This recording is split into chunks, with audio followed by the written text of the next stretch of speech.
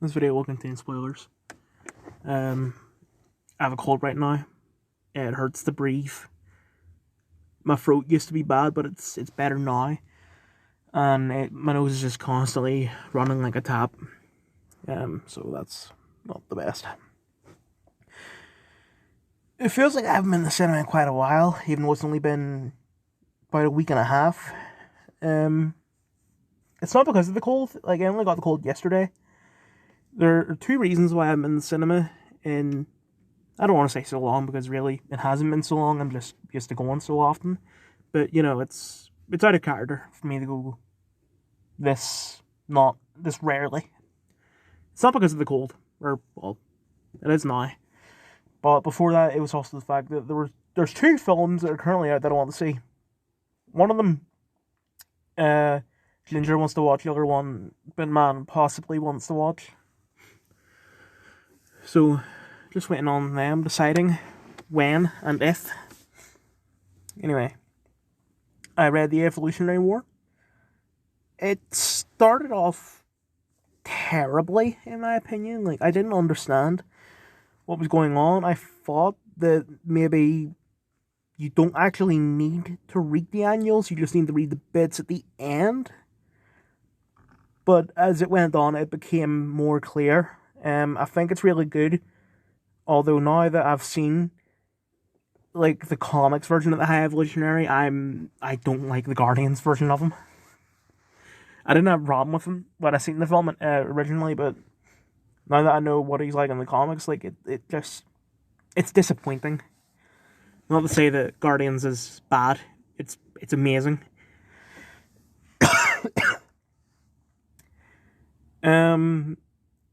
Ending wasn't the biggest fan. I mean, I don't understand what it is with him at the end where he's like, oh, I'm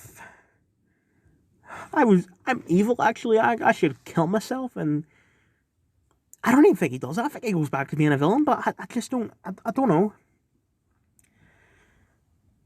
It's almost as if there's supposed to be like a sequel, which could be Atlantis Attacks Time, but I doubt it considering Atlantis. It sounds more like it's going to be Namor. Overall, I do think it's still a pretty good crossover. Just I don't like annuals. I'd rather just read 3 standard issues than one big issue.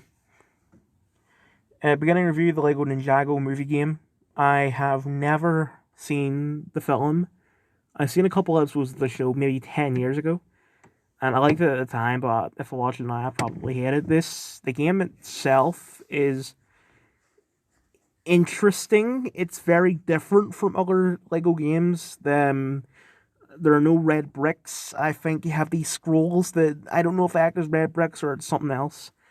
I only have one. They've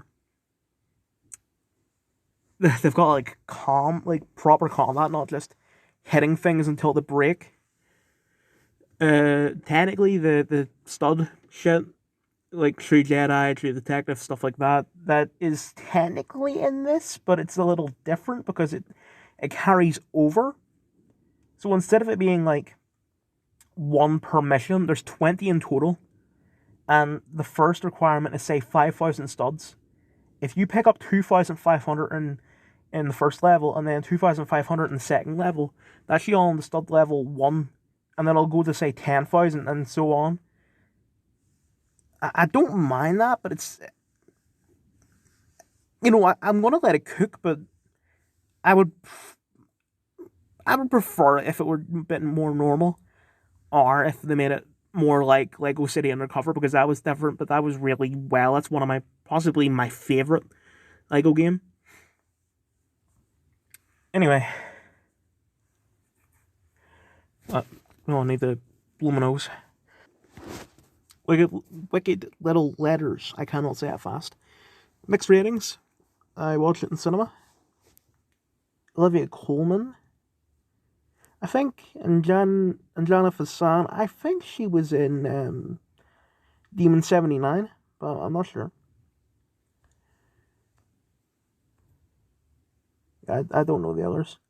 The name Jesse Buckley sounds familiar, but I'm probably just thinking of AJ Buckley. I don't know. Um, it's it's really based. Um, I saw like the description of the film, and I was like, "This is totally relatable."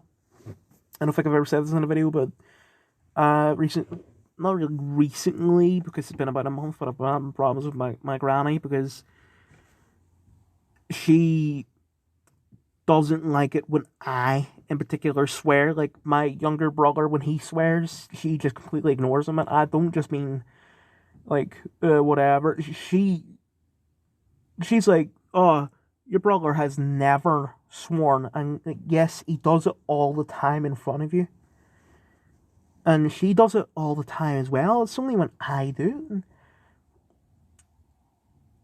Like, so I can relate to this because it's like a bunch of swear words. It's like, oh, call the police. There's been bad language.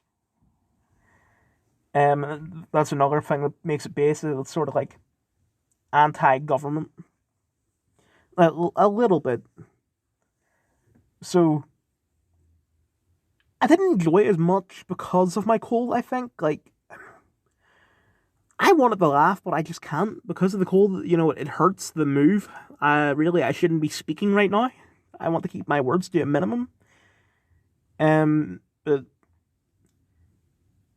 it's something that I've noticed. Like when I watched Die Hard 3 like 6 years ago, I had got this spicy baguette thing, and at the time I ate spicy things, but not as much as I do now. So it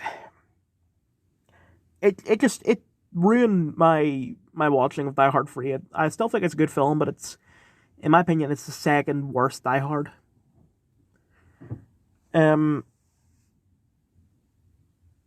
yeah, so overall this film is amazing. It is relatable.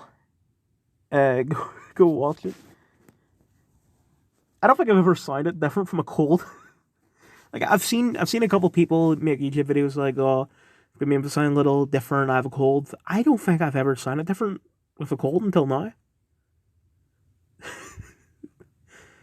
Maybe I just haven't noticed it.